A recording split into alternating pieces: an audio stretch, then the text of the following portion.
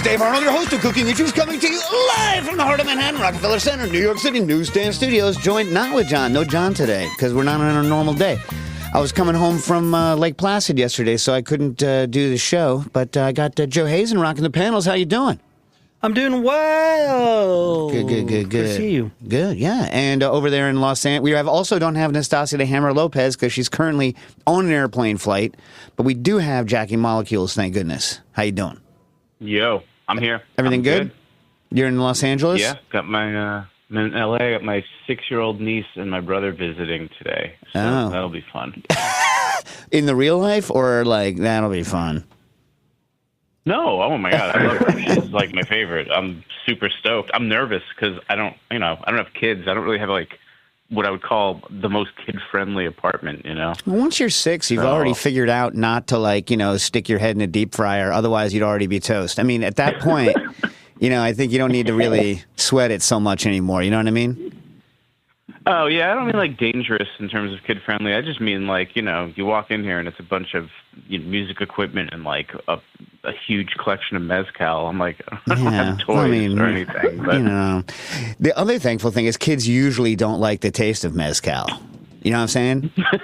Usually, that's great. Yeah. I mean, like, I might be a little worried about your musical instruments getting a little bit toasted, but, that's on the instrument. I mean, the kid will be fine. You know what I'm saying?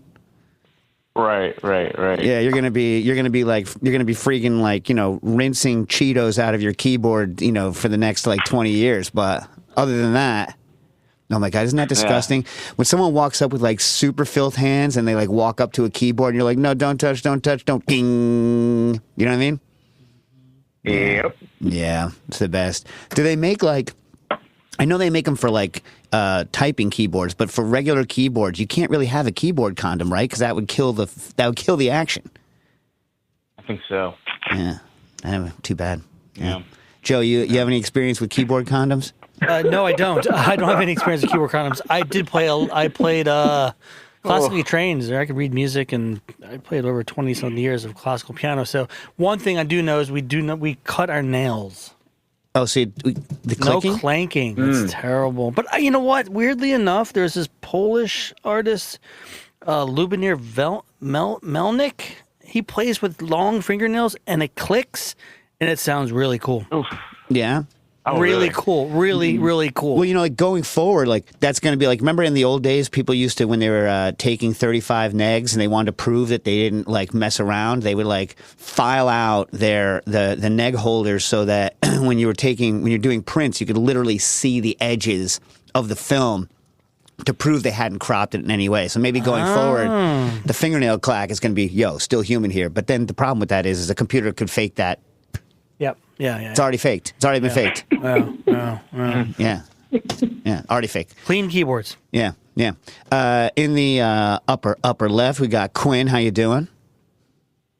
Hey, I'm good. Yeah. All right. And then 2 special guests calling in, I think, from 2 different places, right?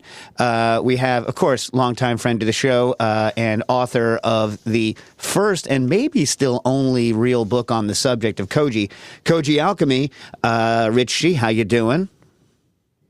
Hey, I'm doing well, and always an honor to be here, and I forget how much banter there is. That's super entertaining. Well, yeah. And you're also the co-founder of what you're ostensibly here to talk about, even though, unfortunately, because we're late, you're already in the middle of it, KojiCon. And you're co-founder in KojiCon. Jennifer Rothman is here, who's also the founding director of Yellow Farmhouse, which is an educational farmhouse in Stonington, Connecticut. Is that correct? That is correct. Yes. Thanks for having me. Yeah, welcome. So, wait. So, since this is the first time that you've been on the show, Jennifer, I have a couple of. Usually, we just, kind of shoot the breeze for a couple of minutes, but I'm going to pepper you with some questions because I have no idea. So, since you're in Stonington, I'm ready for it. Yeah, a place that I don't actually go to Stonington. I got to be honest. I go to the Stonington side of Mystic. That's kind of as far as I go. Right. Sometimes I'll go see, the Moromi folks up there, which they say Mystic, but really Stonington. Come on, please, right? But my question is as an educational outdoor, farm person, do you ever hook up? And this is a deep cut, but do you ever go to the Pequotspis Nature Center in Mystic, Connecticut? I do. In fact, both of my sons went to preschool there. So yes, and actually, it was one of the big reasons why we moved here. We were from New York, and we're looking at the area and found that preschool, and I was like, oh, I want to go here. So for those of you, this is another thing, like John's not here, but like I'm a huge Connecticut booster because I love, like everyone's like, oh, Connecticut, it's just like some sort of weird carbuncle on top of New York. Nobody cares about it. Wrong. I was with you. I was right there with you before I moved here. Yeah. So Pequotspis is this weird little nature resource center where it's like, but you can have birthday parties there, P.S. My brother-in-law, Wiley Dufresne, has a pizza restaurant here called Stretch. And I was like, listen, you got to do something up there and call it Pizza Quatsipus. And he's like, nobody would go to a restaurant called Pizza Quatsipus. And I'm like, I don't know. I think maybe you can make it work. Pizza Quatsipus. But anyway, they have like the birds. They have there a pigeon who wears a diaper and walks on a leash. I forget the pigeon's name. I don't remember. I swear to God, they have a pigeon. It wears a diaper with like a banana on it, so they can walk it around inside without like picking up bird poop, and a leash. They have this, like, for instance, they always get these owls in there because what happens is that there's roadkill. Okay, I'll set the scene for you. There's roadkill, right? There's these little roadkill on the side of the street, and owls are like, yo, I'm gonna eat that. So the owls swoop down and they get hit by cars all the time, or like plows or whatever, right? And so they have all of these owls that have been kind of like knocked silly, and they're awesome. They just kind of hang out. Like, it's just the best. But Quatsipis is like the best place. Anyway, sorry, deep cut, not food related, but kind of. Listen, it is kind of awesome, and it's this like tiny little nature center that has an amazing bird rehab center, and then their preschool is like magic because the kids are outside all day. I used to go pick up my kids with like a trash bag because they were so filthy by the end of the day. They just were like rolling around in mud. Awesome. I would strip them down in the parking lot, stick them in the car, and go home. It was the best. I love it. So what are you teaching at the Yellow Farmhouse? Yeah, so we are doing like mostly cooking classes and sort of outdoor food and farming classes for kids and adults. We work a lot with high school students, so we have a particular focus on high school culinary classes, or what's called family and consumer sciences. But when I was in school, it was called home ec. Yeah. And so we're working with those teachers to kind of like shift the curriculum a little bit, so it's still covering basic culinary skills like knife skills and how to make soups and the eggs unit, but then adding this layer of food system information so that high schoolers have some exposure to where their food is coming from. A couple of things. One, are you telling me that they no longer have home ec? I mean, I know my kids did, but that's New York City. So, like, is it not, like, is it... No, they do. It just was rebranded Family and Consumer Sciences. But everybody says Family and Consumer Sciences, home ec. So it wasn't a great rebrand, I don't think. Yeah, that's like social studies is now humanities, which my son Dax calls the humanities because he, like, I guess likes old Hindenburg broadcasts. But this will come as no surprise. I loved home ec. I freaking loved home ec. I thought it was great. You know what I mean? It was great. And so do so many kids. They still love it. It's like the most popular elective at most high schools. And so you have these like kids who are like excited to be there and kind of open to hearing a little bit more about food and farming. Yeah. This is not food and farming, but do they still teach sewing in home ec? Everyone should learn to sew. They do, actually. Well, not every school offers that, but that was my favorite part of home ec was the sewing unit. I think I made a pillow. Yeah, well, for us, they stuffed animal or something. Plushie. You make a plushie, and you're like, you can make a plushie. What? Exactly. And it's like interesting. So, I mean, sewing is like an important skill. Weirdly, for like if you go into the medical field, it's good for early intro to doing stitches. But up here, the boating industry is kind of big, and they can't find people to sew sails. Oh. And because there's no home ec, you wouldn't like make this connection of just like basic sewing skills as being an important skill set to potentially have. Yeah. Plus, you're out somewhere, your pants rip. What are you gonna do?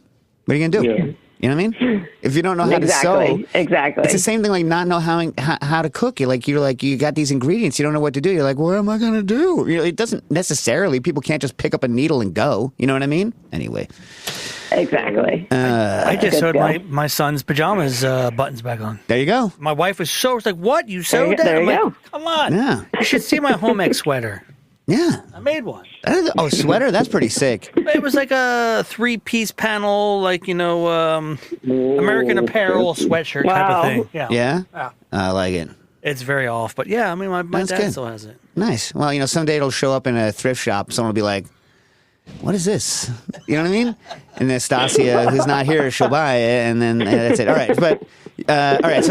So before we get to KojiCon, and also we have some questions related to molds and spores and koji and whatnot, and we could say spore because Nastasia is not on the air now, so you can say spore as much as Safe you space. like. Yeah, it's a safe space for spores when Nastasia is not here. That's one of her trigger words. You can't do it.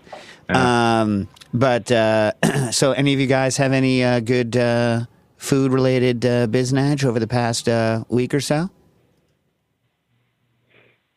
Nothing? I'll very quickly put out that my girlfriend and I are planning a trip to Taipei, Hong Kong, and Chengdu. So if anyone in the Discord wants to bless us with some recommendations for those 3 locations, Yeah. that's where our minds are this week. I toured the whole island for fermented foods, but ate some really badass stuff there. So I can totally help you out with all the connections. I haven't been since the man. Yeah, that'd be pandemic, awesome. but I haven't been since the pandemic, but like Taiwan is ridiculous. And I was only in Taipei. I didn't get to go out to the forests or any of the other beautiful stuff, but man, someday. Yeah, I mean, just simply hit up any major night market, and you're eating like really good food, and it's such an awesome community atmosphere. Families are sitting and just hanging out. It's I super might cool. have already said this on air before, so if I didn't, if I did, I apologize, but do make sure you go to the National Museum. I don't care. It's not food, it's not food related, but you got to go.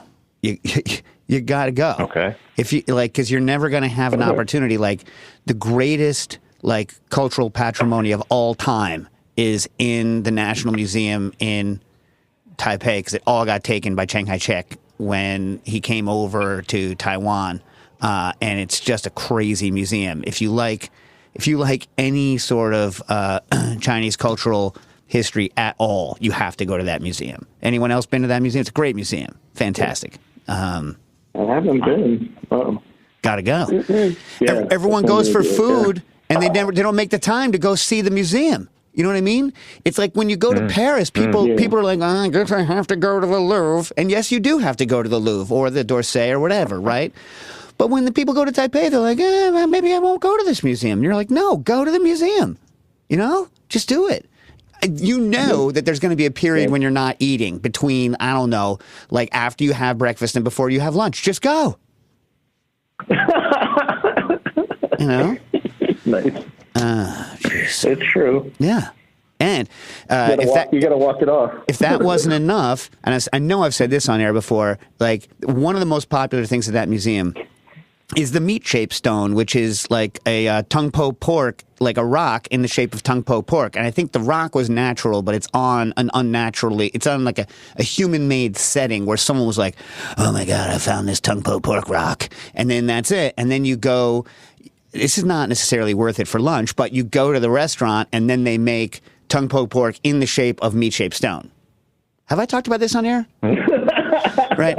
And so then what I want to do, I actually own, P.S., I own the Instagram handle Meat Shape Stone. Okay. So what I wanted to do,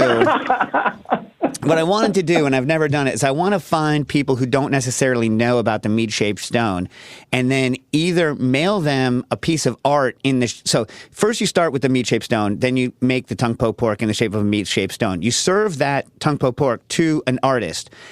Then you tell the artist, make that.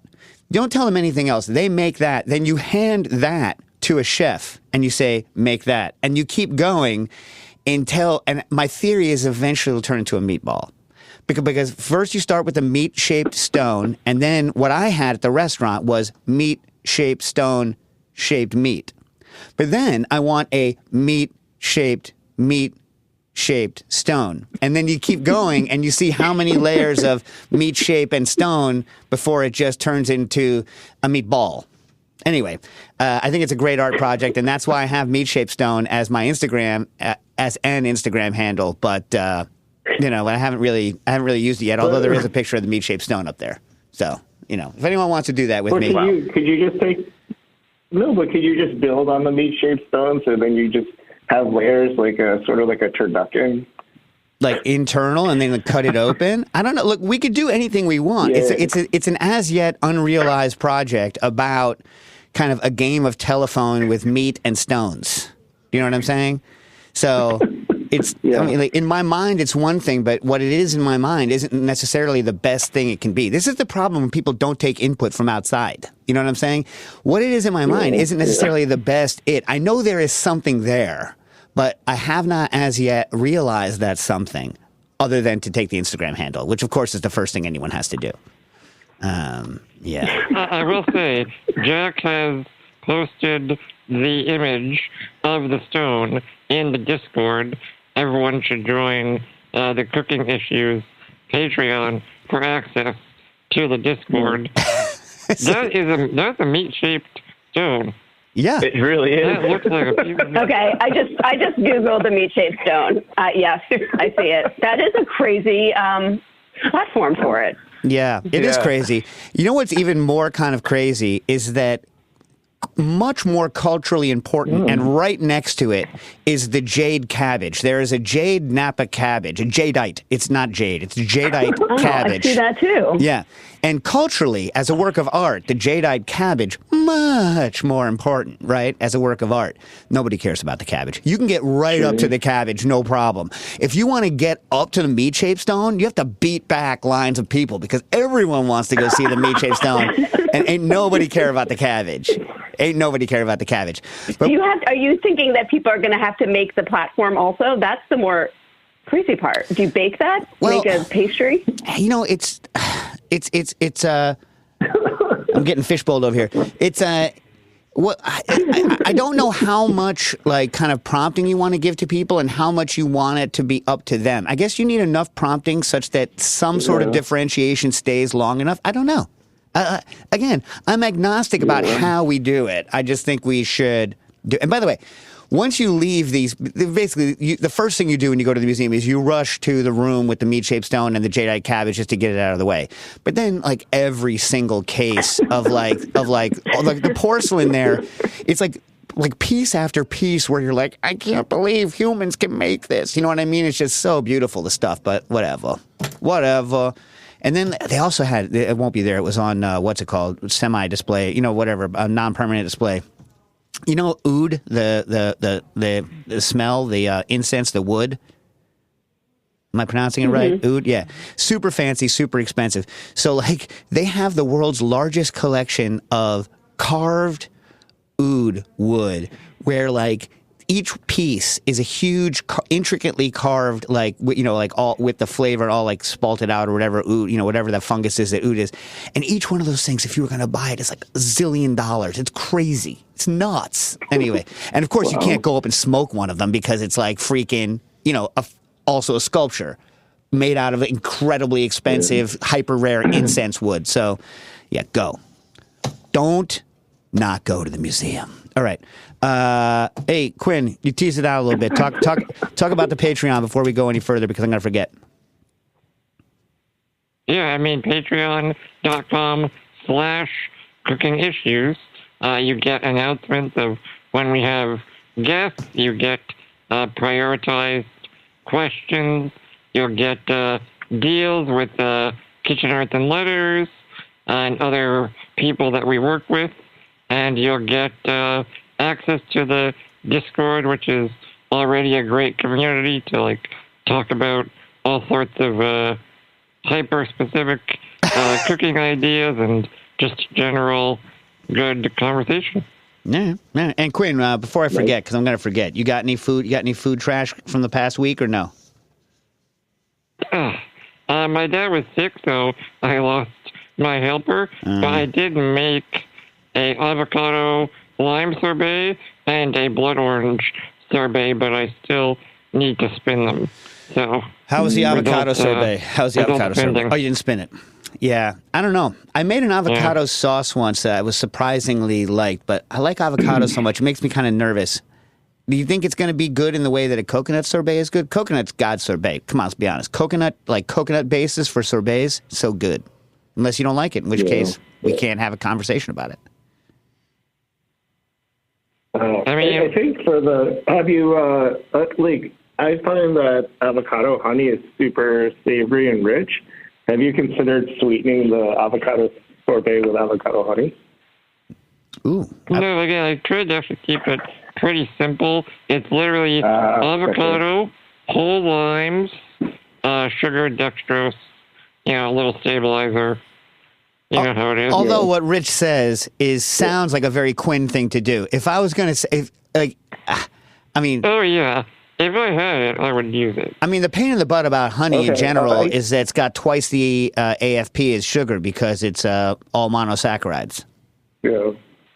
It's not all monosaccharides. Yes, it is. Mostly monosaccharides. Okay, Quinn, once you're over 90%, once you're over 95 or 98% monosaccharides, it's monosaccharides, 100%. I mean, what's the point?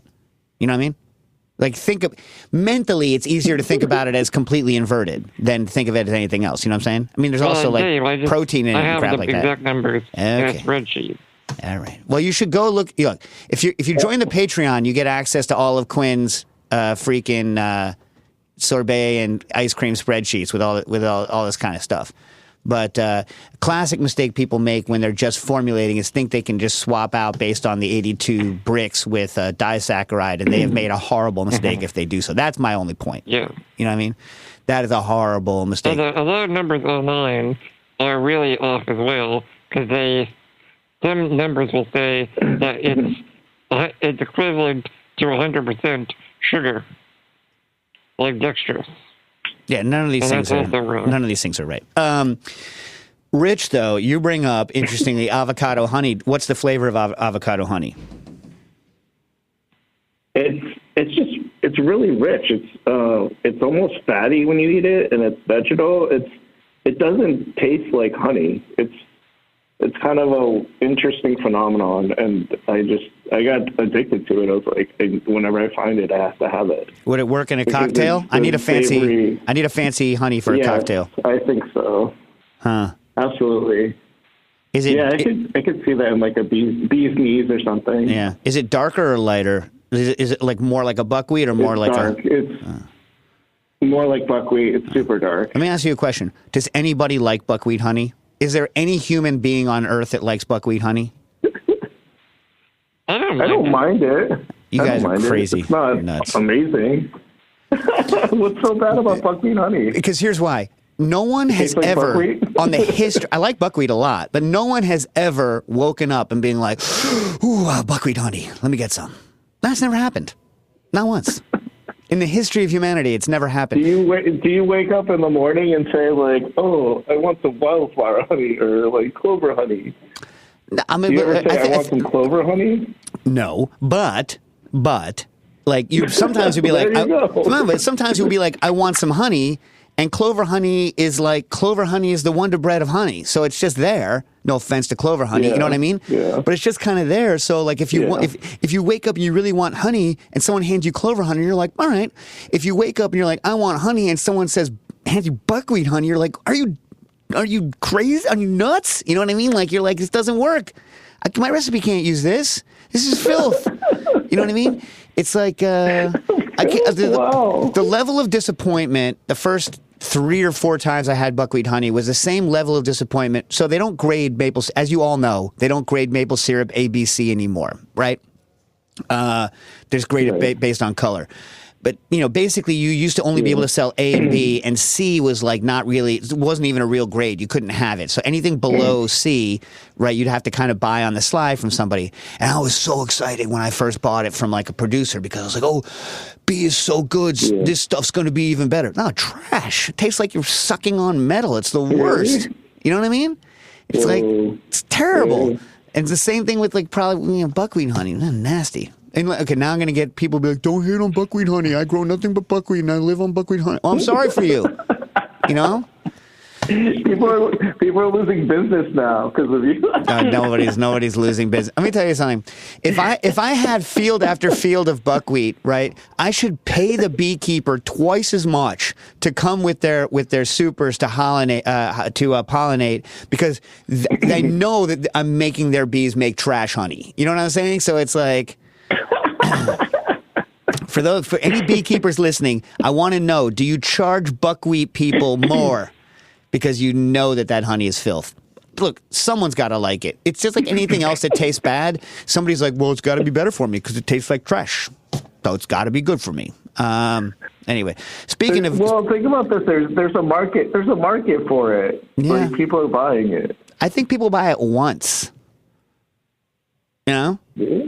They're like, ooh, buckwheat, that sounds good. I'm sure it's going to taste like buckwheat. Nope. No, it will not. Before we get into we're almost halfway through. We haven't even gotten to anything yet. But Jennifer, question for you. Because this is what I ask everybody. And I just let me preface this. I hate it when people don't give me a straight answer. Where was I that someone didn't give me a straight answer on this? And it really bent me. What is it in Stonington? Well, first of all, like there could be many different places in Stonington, Connecticut, in terms of different microclimates, different kinds of soil, for all I know. Because Connecticut, I don't know if you know this, very geologically diverse state. Very, very geologically diverse state for such a small state. But what comes out of the dirt best in Stonington? Like, what is it that Stonington was built to grow? Oh, that's a good question. So I have a garden, and I am the laziest of gardeners. I like put seeds in and hope for the best and pay attention to them only a little. I cannot grow basil.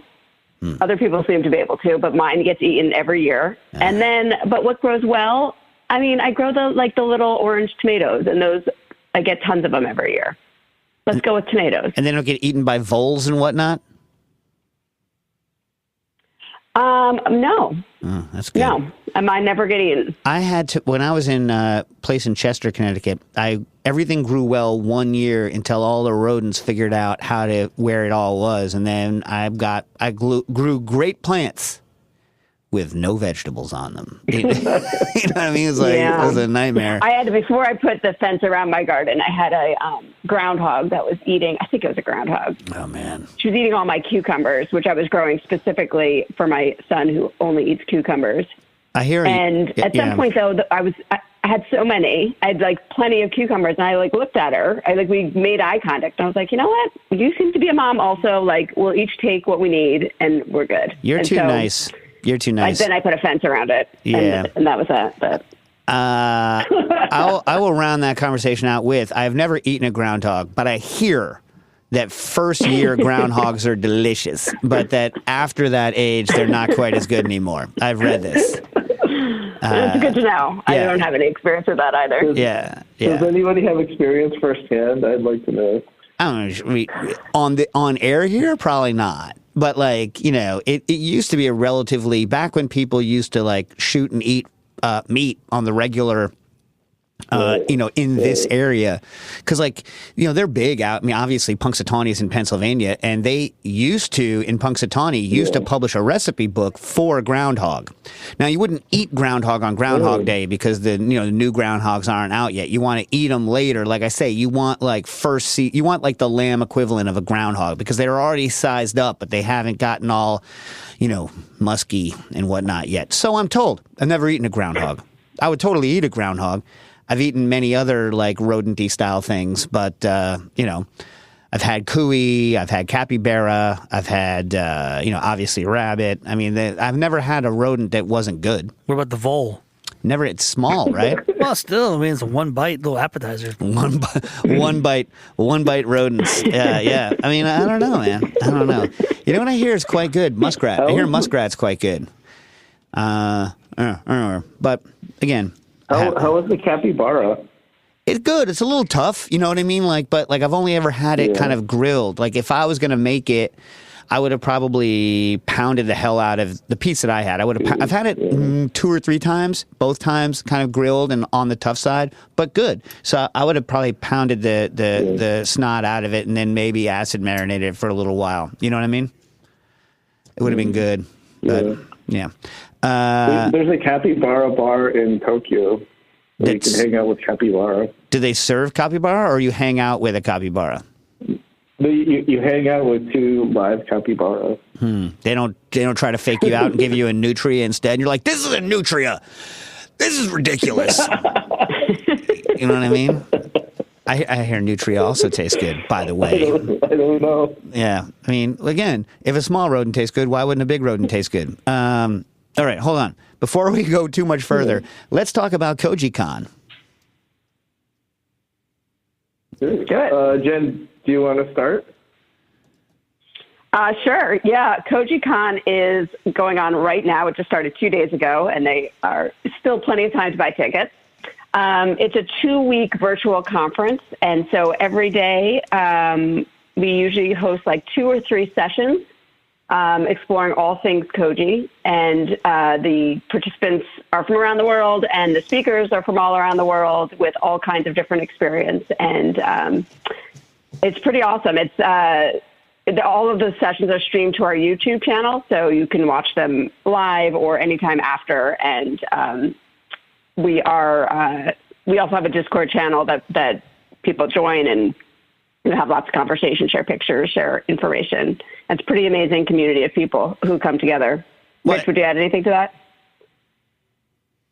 Yeah, I mean, I think so. Basically, it's this hatched idea that Jen and I had at the pandemic, where originally we were going to have an in-person conference, and the pandemic killed that. So we went to virtual, and it's an extension of essentially what we do as Koji and mold-based fermenters. Is we just sort of socialize and talk and bounce around ideas, and this is just more of a formalized and more cohesive way of doing it to make people feel supported in knowing things and also not knowing things. And there are a lot of neat exchanges that come out of it.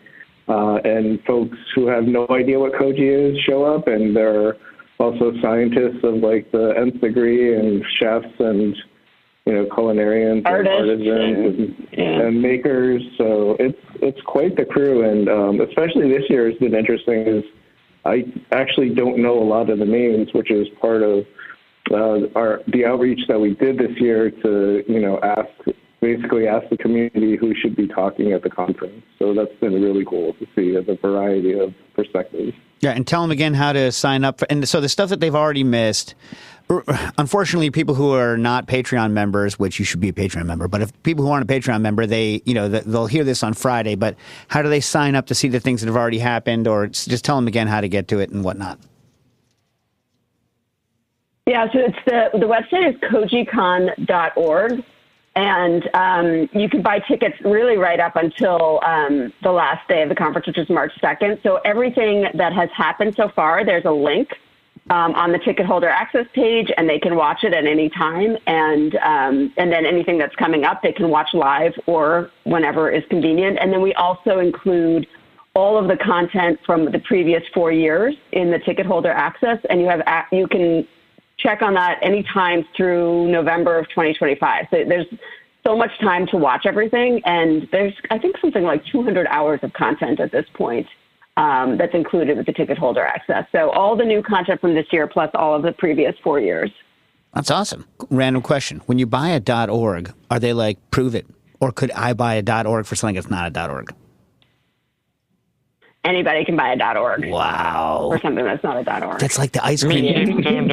It's like the ice cream museum, not a museum. Ice cream museum. I feel like you need... not a museum. I was going to say meatshapestone.org. Yeah. I should get that. Well, Jennifer, you're a museum person. It's like, doesn't it? I mean, like, yes. You, I'm sure deserve your .org website, but it irritates me no end that places like the ice cream museum can pretend to be a museum, and I'm sorry, even today words have meaning. Do you know what I mean? Yeah. I definitely bristle a little. Yeah. Sort of like grateful that people are, wanting to adopt the museum word to do something kind of cool. So the museum word. I don't know. The M word. I think it maybe gets people to museums. Yes. Do you have an example? Ice cream. Yeah. What do you got, Quinn? I just spun the avocado lime for me. I tasted it. So when you say you just spun it, was it in the creamy? Worst name ever? Yeah, and the Ninja Creamy. Yeah. Oh, I like it. Not any creamy. The Ninja Creamy. Yeah. All right. Yeah. All right. Well, they did send you one, so I guess it's fair to push them out. So how was it? Yeah. Oh, nice. Again, it's accomplishing what I wanted in that the flavor is totally dominated by the lime, and then the avocado is providing a good texture, but it needs even more sweetness. Yeah. than I thought. You're not really selling it with the, well, it accomplished what I looked for. Well, it's not really selling it. I'm developing the recipe. Oh, I see. All right.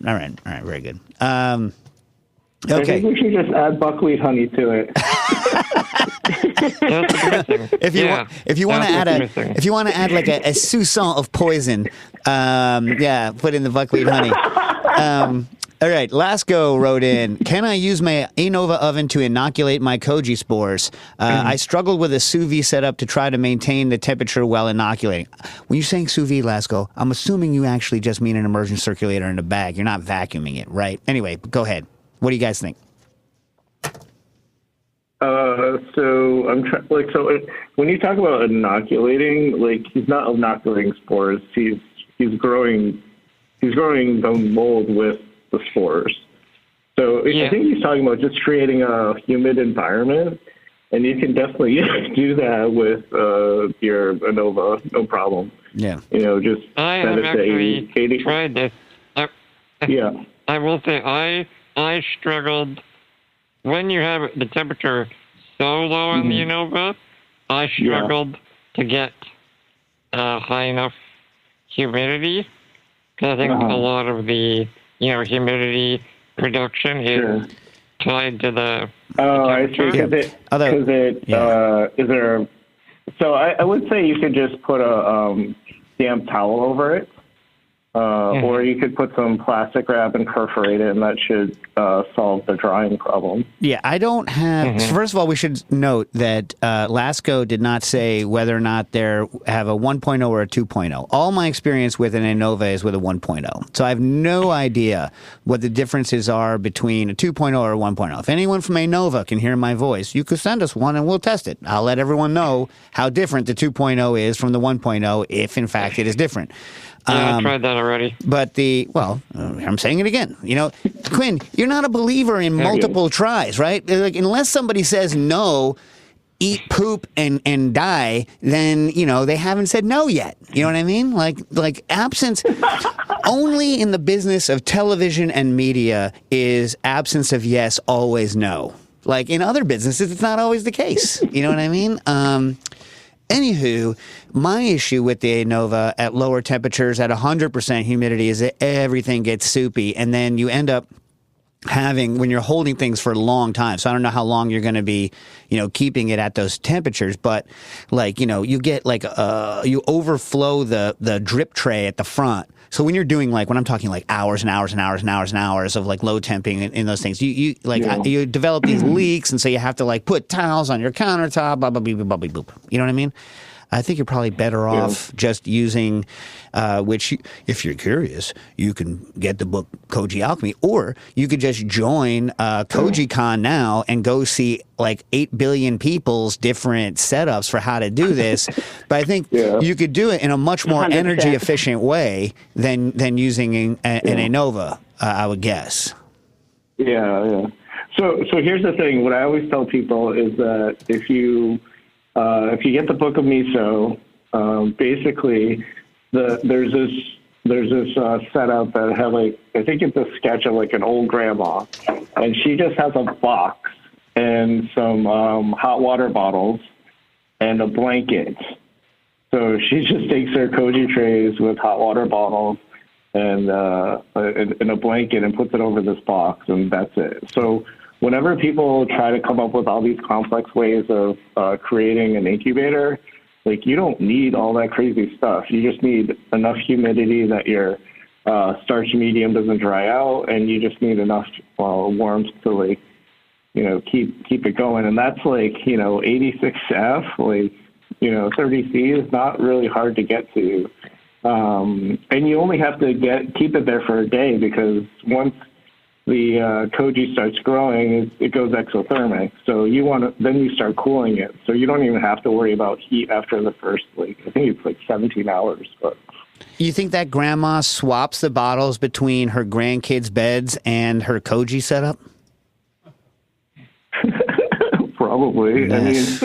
I mean, I have a cooler setup that I can just throw I can just take a beer cooler, put hot water in it, and then put some hotel trays in it, and that's my incubator. That's it. Yeah. You guys familiar with the? This is Matt from Mystic, so this is also hometown hero for you, Jennifer. But are you guys familiar with the YouTube videos? Papa Shell cooks fish. Papa Shell fish cooking.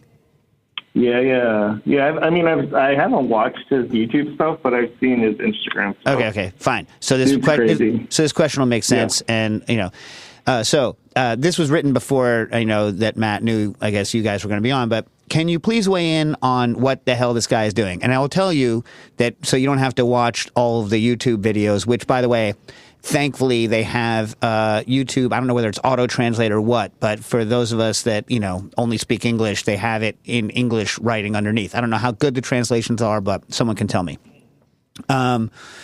What they're doing is the aging fish and with mold. And I have to also say that I have not yet been to one of these restaurants or done the dry age fish thing. So I have no personal experience with it, but they're using a mucor mold, Mucor flavus, which is the cultivated mold for one of the, not the one you use, Rich, but one of the cultivated molds for dry aging meat that, you can go look up, for instance, you can go look up dry-aged beef quality with the addition of Mucor flavus, sensory, chemosensory, and fatty acid analysis for information on what this does in red meat, but they're doing it on fish. So do you guys have any feelings on this technique?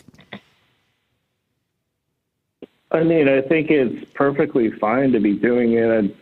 It's not unsafe. I mean, we have Mucor that's in plenty of Asian condiments that are started like fermented black beans or tofu. So, I mean, safety-wise, it's totally fine. I've never had the flavor of Mucor aged meat or fish, so it'd be interesting. But I mean, you're creating amino acids and peptides from the fish itself, so it should be tasty. Yeah, I believe I think it's just like dehydration, like peptidization and dare I say dehydration and tenderization. That's basically what you're getting with it in meat. Yeah. I've never really done it in fish, but if you're watching their video, and by the way, the name of the video is Aging Fish with Mold, but spelled the stupid British way with a U, Volume 1, Papa Shell's long video, comeback edition, and then where you actually see them do it, right? Because the first video is like 18 minutes and they're just wasted the entire time, just wasted. The second one is Aging Fish with Mucor Mold, Volume 2. And I will say this. He does an interesting thing where, do you guys familiar with the technique of cutting fish scales off versus using a scaler? Love it. I hadn't seen it in a long time, and I was like, "Oh, sweet!" Because I used to have to learn how to do that. He does one half with a scaler and the other half by cutting off the scales, but then doesn't tell you when they're tasting it what the difference is or if there was a difference. So I was a little disappointed by that. And also, I don't think his microbiology techniques were too good. So here's a couple of things that, and I haven't done agar plates in a long time, but. The Mucor that he got from his buddy, right, looked pretty good, and then he went to culture his own on agar plates. But he cultured. Get this, and so you'll appreciate this. So what he did was he just opens his agar plates and then grabs a chunk and then all in the open, with tweezers, and puts it in and drops it. I'm like, listen, at a very basic level. Use buy the nichrome loop. It costs nothing, and flame it, and then keep the lid over the thing when you're doing the transfer. Use hot agar, right? So much cross contamination. Yeah, I mean, what the hell? Why are you even bothering culturing? Why don't you just sneeze into the damn thing and call it a day? Why are you bothering culturing if you're not using basic culture practices, right? And then, Rich, you're gonna go nuts. nuts. Right, Jennifer, I don't know you as well, but Richard's gonna go nuts. Here's how he does it. So, in order to inoculate the freaking fish, right? And again, I don't know the guy. Maybe the guy is, whatever. He takes the agar, the mucor off of the agar substrate, which he didn't say nothing eats just agar. So like malt is apparently a good thing that we used to use broth, but you can use malt extract, right? So like 5% malt extract, 5 grams of malt extract, 5 grams of agar, 250 water, boom, cook it all up. Pour it into your pour it into your plates while it's still boiling hot, which is an advantage of agar because you have to boil it. Put the lid on it. Boom! Now it's good to go because it's not sterilized, but it's whatever. So he then takes the mold out of the agar, and he suspends it in purified, which I guess means like distilled water. And I'm like, hello, buddy, like. You're basically like you're destroying the viability of a huge amount of that stuff by putting it in such a crazy hypotonic solution. If you ever played Dig Dug, have you ever played the game Dig Dug, where like the Dig Dug dude like has that air inflation thing and he shoves it into the creatures and inflates them until they explode? Like that's basically what you're doing with purified water. Like use something at least isotonic with the freaking growth medium, my guy. Come on, please. So those are my comments. You have any more comments on this style of thing or no? No, I mean, I wonder what I'd be interested in anybody who's tasted this, this fish with this method. And they did. They said it was mild. They said it was mild. Like they're looking for quote unquote like a nuttiness from the mucor, and I was like, I would be looking more for like increased, free amino acids, increased like that kind of flavor. Right. I would want to know if there was. Sounds like something that would be better to do with koji. Yeah. Well, what's the longest? Have you done the whole like long age koji fish thing or no? No, I haven't. Like you should probably. I mean, Jeremy's the dude to ask about like the long aging stuff. Yeah. That's not my. It's not my. It's not my. When I was in friggin' Sydney, I wanted to go to the restaurant of like the fish aging restaurant there, whose name escapes me, but I didn't get a chance to. What I really want is to be invited to someone who like is like a fish, one of these long age, however they do it, whether they do it just blank, whether they do it inoculated. And I will say this: Papa Shell did something that I want to go to a restaurant. I want them side by side. I want like normal standard, and I want age side by side. This way, technique is removed, all the things are removed except for the aging. I would pay good money for that. Even and I would say without all the gussying up. I don't want it gussied. I just want to taste fish two ways. You want to taste the fish. It's the same way that like when we used to do ikijime experiments, like spinal ablation and brain spiking, we would do yes and no side by side blank. We would like cook it blank, or we would cut it sashimi, same muscle, blank. And that's the only way to really do it. You know what I mean? For you to actually see what the result is. But like, someone should do it. And then, I'll pay for it. I'll pay a reasonable amount. I'm not going to go crazy. But what Papa Shell did do, I didn't get a chance to look at his other videos, is that I had this idea when I started doing, I've talked on air about this a million times, but when I first started doing spinal ablation, ikijime techniques, including spinal ablation and brain spiking and bleeding, I was like, we could totally do this on other animals and at the same time use their circulatory system the way that you use with a ham and perfuse them with like a marinade while they're still being slaughtered. You could get rid of the blood with a perfusion setup and replace it with a flavor. And he's doing that with fish. But I didn't get a chance to look at the videos. Nice. But when I recommended this to people, people are like, "You're basically Dr. Mengele," and I'm like, "What?" Like I'm anesthetizing these animals and slaughtering them in the most humane way possible, And why is it that using a medical procedure on them to make them taste better, why does that make me a Nazi all of a sudden? You know what I'm saying? It's like we're already killing the animal. It is crazy. But people have a very, very, very, very negative reaction to using anything that looks like a medical procedure when you're going to kill and eat something. They just have a hugely visceral, non-logical reaction. So the FCI would not let me do it. I had people lined up. Whoa. I had a guy at Harvard lined up to do it, and the FCI was like, no, you're not. Yeah. No, you're not. Anyway. Whoa. All right. Crazy. Yeah. Let me see. Let's see what we got. We got some questions. Let me knock these questions out.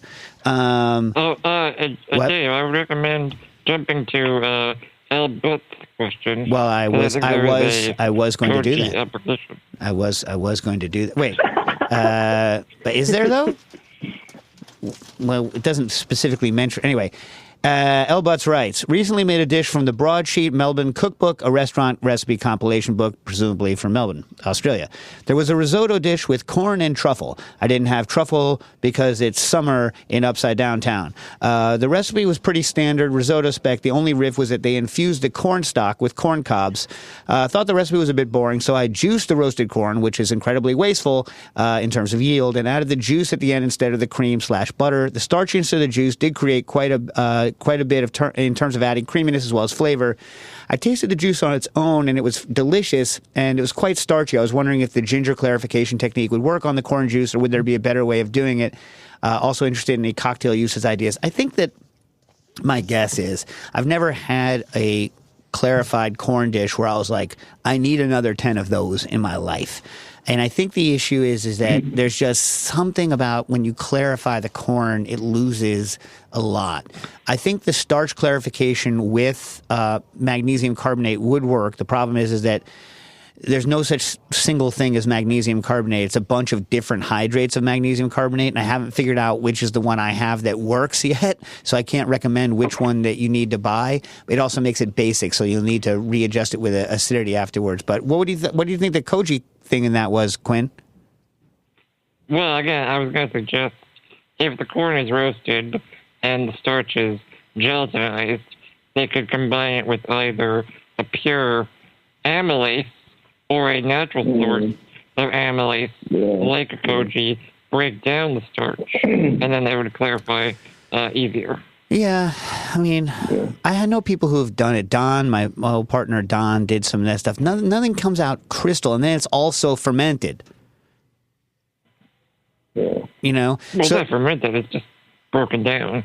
Well, I mean, but the other things are going on. It's not like if you're adding a pure enzyme, yes, you can do it in like an hour and you'll be fine. But if you're adding, like Koji has its own flavors, it's doing other things other than just amylase action. You know what I mean? So that's a different flavor that you're adding to it. I think it would probably taste good. Well, maybe, but it wouldn't be purely the corn flavor. You know what I mean? I'm not disagreeing with you. I'm saying it's not purely the corn flavor. Unless you get corn koji. Yeah, it still wouldn't taste like just like corn, you know, in the same way that beer doesn't taste like barley. You know what I mean? It's like, barley's weird. Anyway, whatever. I'm not going to get into barley. Okay. When Rick writes in, this is a great question. And by the way, where do you guys stand on plastics in terms of like using? Do you try to stay out of the argument and just like hope that nobody asks you the question? In terms of, like, I don't want plastics touching my food, blah, blah, blah, which plastics touch my food, et cetera, et cetera. Do you just try to avoid this entirely so that you don't have to talk about it? No, I'd say, like, well, the thing is, like, whether you realize it or not, plastics are touching your food all the time. Like plumbing, for example, right? Like, yeah. Well, I mean, not here. Here it's still copper. You know, most newer, But still, like, you're getting plastic no matter what you do in your water and your food. Yeah. I mean, what do you think about this? You know, the recent studies that have been coming out where they've been chumming up human brains and determining what percentage of the brain is microplastics, of a modern brain is you've seen this? and it's No, I haven't seen it. and it's some incredibly high number, right? For considering that like the blood-brain barrier is, supposedly very difficult to cross. For that, it's an incredibly high number. But when I heard the number and the person was like, dun dun dun dun dun dun, and they gave me the number, I was like, is that all? Is that it? I want more plastic in my brain. I don't really think that, but I don't know. It's like it's an interesting question. But the problem here is about plastic wrap. So 99% of commercial plastic wrap is PVC, polyvinyl chloride.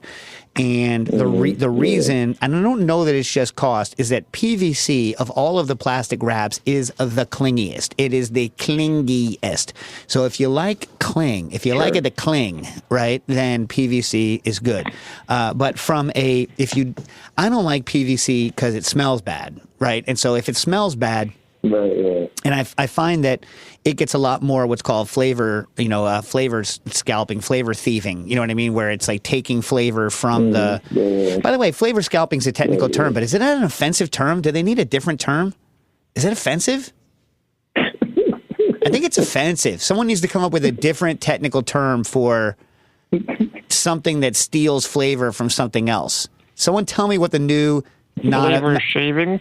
Well, it's shaving. It's like I don't know. Someone else has already flavor heist. Someone has Flavor already thief. I don't know. Yeah. Well, it goes both ways too, right? So the nasty plastic flavor goes like, for instance, when you wrap certain high-fat cheeses in like commercial plastic wrap, and then the cheese is ruined, and the plastic wrap now smells like the cheese forever. You know what I mean? But.